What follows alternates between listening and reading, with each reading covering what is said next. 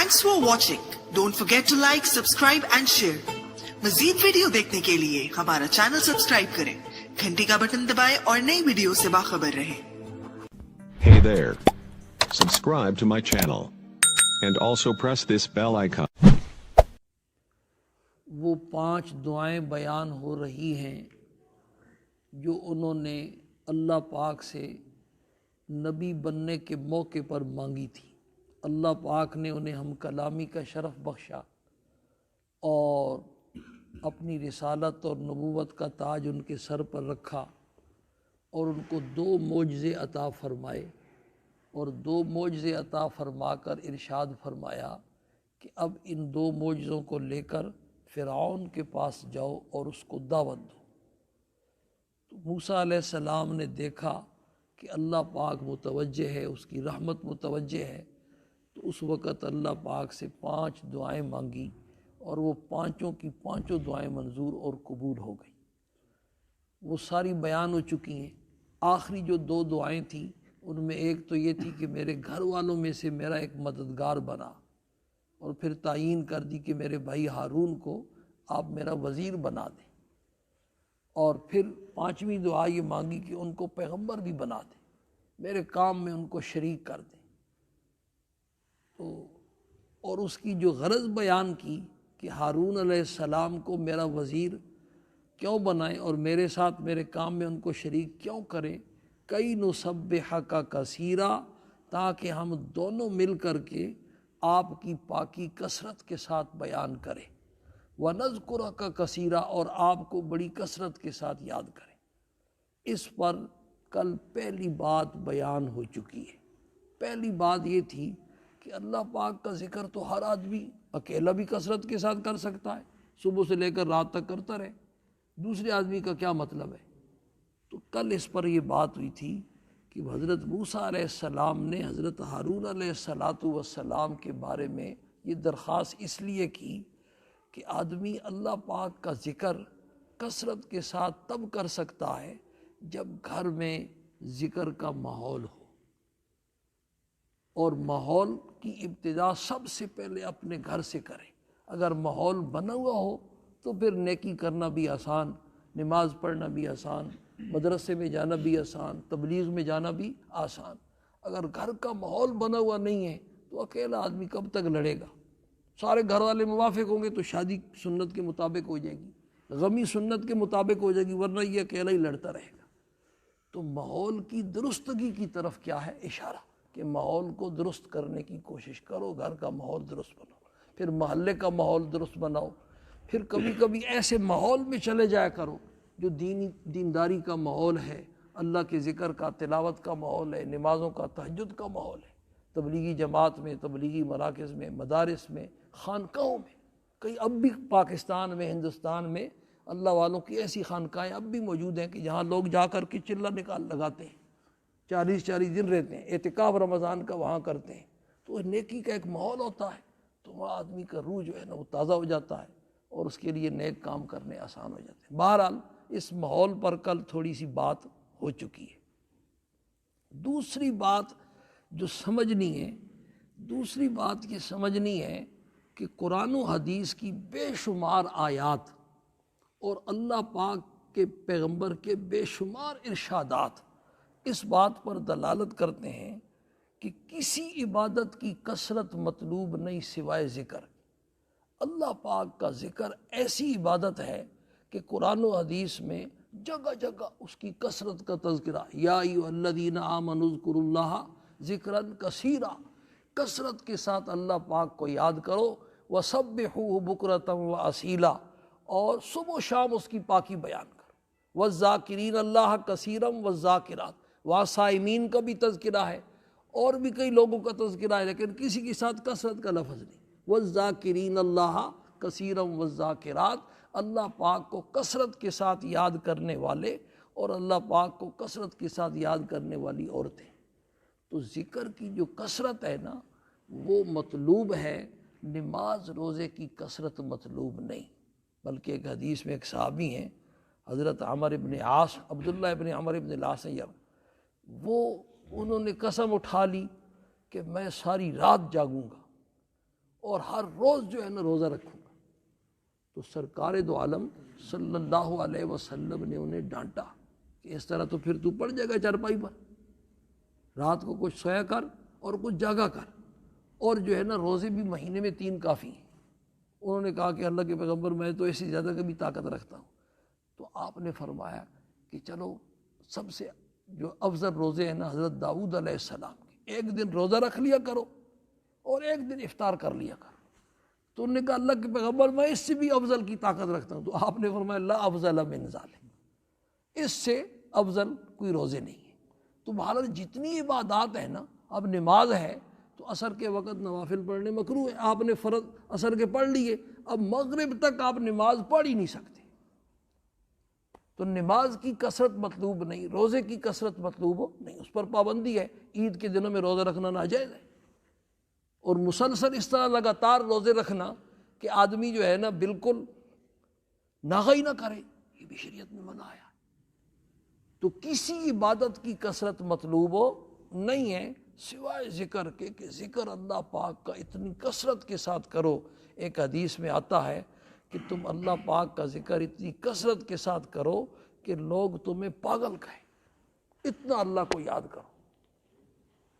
تو پاگل تو تبھی کہیں گے نا کہ جب آدمی ہر وقت، اور اس کے لیے پھر اللہ پاک نے اپنے ذکر کو اتنا آسان بنا دیا کہ جس کا کوئی اندازہ نہیں۔ آسان اس طرح بنایا کہ ذکر کرنے کے لیے اللہ پاک نے کوئی شرط نہیں لگائی ہے۔ نماز آپ بے وضو نہیں پڑھ سکتے، بغیر کپڑوں کے نہیں پڑھ سکتے، قبلہ رخ ہو کر، ساری شرائط ہیں۔ روزے کے لیے بھی شرائط ہیں، جتنی حج کے لیے بھی شرائط ہیں، عمرے کے لیے بھی شرائط، لیکن ذکر کرنے کے لیے کوئی شرط نہیں۔ دنیا کا قانون ہے کہ جس کا جتنا منصب اور عہدہ اونچا ہو جاتا ہے نا، تو اس کا نام لینا، اس کو درخواست دینا، اس کے سامنے دعا کرنا اتنا ہی کیا ہو جاتا ہے، پیچیدہ ہو جاتا ہے۔ تھوڑا سا عہدہ اونچا ہو گیا نا، تو اب اس کے ساتھ القاب اور آداب لگانے پڑیں گے، اور اونچا ہو گیا تو اور آداب لگانے پڑیں گے، اور اونچا ہو گیا تو اور آداب لگانے پڑیں گے۔ تو اب تم خود سوچو کہ جب ان کے ساتھ آداب لگانے پڑتے ہیں، قبلہ، مآب اور پتہ نہیں کیا کیا، تو اگر اللہ پاک کی جیسی عظمت اور شان ہے، اس کی شان کے مطابق اللہ پاک کہہ دیتے کہ میری شان کے مطابق آداب لگا کے آؤ گے تو پھر میرا نام لے سکتے ہو، ورنہ نام نہیں لے سکتے۔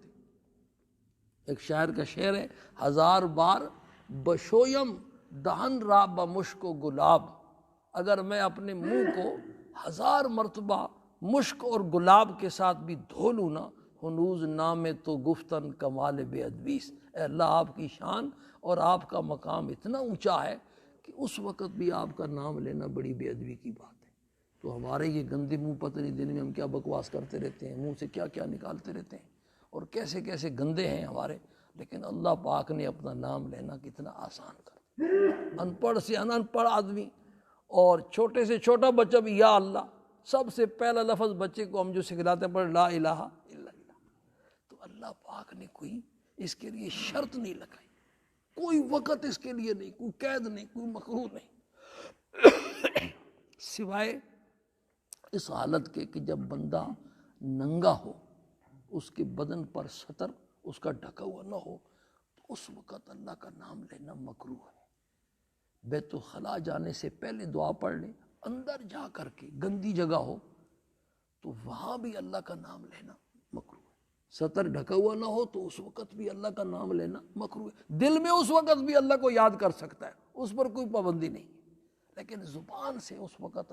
اس کے علاوہ بندے کے اوپر غسل فرض ہے اور نہانا اس پر فرض ہے، ابھی تک نہایا نہیں ہے، قرآن کی تلاوت نہیں کر سکتا، لیکن باقی جتنا ذکر ہے وہ کر سکتا ہے، درود پڑھ سکتا ہے، استغفار پڑھ سکتا ہے، کلمہ طیبہ پڑھ سکتا ہے، اذان کا جواب دے سکتا ہے۔ بہتر یہ ہے کہ تیمم کر لے یا وضو کر لے، اگر غسل کرنے کی فوری کوئی ایسی نہیں ہے، انتظام نہیں ہے تو، لیکن کوئی پابندی نہیں ہے شرع۔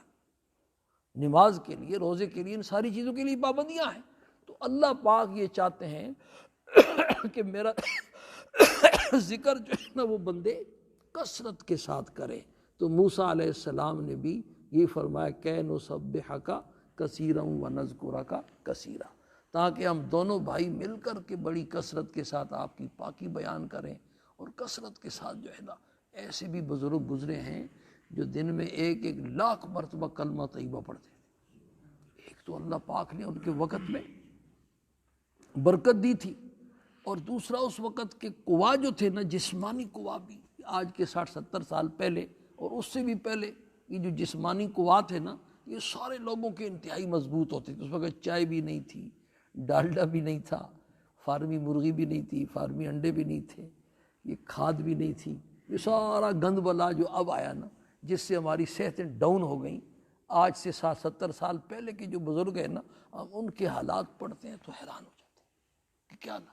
تو ایک تو ان کی جسمانی قوا ایسے مضبوط تھے، اور دوسرا ان کے ایمانی قوا بھی مضبوط تھے، ایمانی اور روحانی جو کیونکہ ان کا زمانہ حضور صلی اللہ علیہ وسلم کے زمانے کے قریب تھا، تو آپ کے زمانے کے قرب کی برکت تھی۔ اور تیسرا یہ جتنے خرافات جو اب نکل آئے ہیں نا، ایمان کو اور روحانیت کو بگاڑنے والے، یہ چیزیں بھی اس زمانے میں نہیں تھیں۔ اب یہ ساری چیزیں آ گئی، اب ہم ان کی طرح تو نہیں کر سکتے، لیکن چلو کچھ نہ کچھ ہمت تو کریں۔ تو 1,00,000 مرتبہ حضرت مجذوب رحمہ اللہ ایک بڑا عجیب شعر ہے، دم رکا سمجھو اگر دم بھر رکا یہ ساغر، یہ جو تسبیح ہے نا ہر وقت چل رہی ہے، دم رکا سمجھو اگر دم بھر رکا یہ ساغر، میرا دور زندگی ہے یہ جو دور جام ہے۔ یہ جو میں تسبیح پھیر رہا ہوں نا، یہ میرا یوں سمجھو کہ یہ میری زندگی کا جو ہے نا، یہ ایک ایک موتی جو ہے نا میرا ایک سانس ہے۔ بزرگوں کی یہ تصوف والے جو ہے نا، انہوں نے اس کا طریقہ نکالا، پاس انفاس۔ پاس انفاس کی ایک ایسی مشق ہوتی ہے کہ اس کے آدمی کو ایسا تجربہ ہو جاتا ہے کہ ہر آنے والا جو سانس آتا ہے نا، تو اس سے لفظ اللہ اس کی زبان سے نکلتا ہے۔ حضرت مولانا الیاس رحمہ اللہ کے انتقال کے وقت، ان کا آخری وقت تھا، تو ان کی جانشینی کا مسئلہ تھا، تو کوئی کسی کو، بہت سارے بزرگ جمع تھے، کوئی کسی کا نام لیتا، کوئی آخر ایک نے کہا کہ حضرت مولانا یوسف صاحب رحمہ اللہ کو حضرت کا جانشین، تو حضرت اس پر آمادہ ہو گئے کہ جو میوات والے ہیں نا، وہ حضرت مولانا یوسف صاحب کے علاوہ کسی پر جمع نہیں ہوں گے۔ لیکن فرمایا کہ اس کا وہ جو پاس انفاس ہے نا، وہ ابھی رہتا ہے۔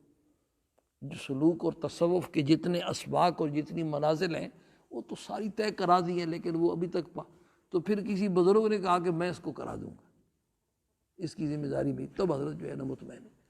تو پاس انفاس کا مطلب یہ ہوتا ہے کہ ہر آنے والا جو سانس ہے نا، کوئی سانس بھی غفلت کے بغیر نہ گزرے۔ تو اس لیے عرض کرنے کا مطلب یہ ہے کہ حضرت موسیٰ علیہ السلام نے ذکر کی کثرت کی والی غرض بیان کی کہ ہم دونوں بھائی مل کر کے بڑی کثرت کے ساتھ آپ کو کیا کریں، تاکہ یاد کریں، اور آپ کی بڑی کثرت کے ساتھ باقی کیا کریں، بیان کریں۔ تیسری بات جو ہے نا ذکر کے بارے میں ابھی رہتی ہے، وہ انشاءاللہ اللہ پاک نے خیر کی تو کل کہ ذکر کرنے کا طریقہ کیا ہے، 2-3 صورتیں ذکر کی، وہ عرض کرنی ہے۔ مسئلہ جو ہے کل بھی رہ گیا تھا، مسئلہ مختصر سا صرف اتنا ہے کہ جمعے کی پہلی اذان کا جواب دینا مسنون ہے، اور دوسری اذان کا جواب دینا جائز نہیں۔ جمعے کی جب پہلی اذان ہوتی ہے، اس کا جواب عام اذانوں کی طرح دینا کیا ہے، سنت ہے۔ اذان کا جواب بھی دے، دعائے وسیلہ بھی پڑھے، اور جو دوسری اذان ممبر پر جب خطیب بیٹھ جاتا ہے، جو اذان ہوتی ہے، اس کا جواب دینا جائز نہیں ہے، بالکل خاموشی کے ساتھ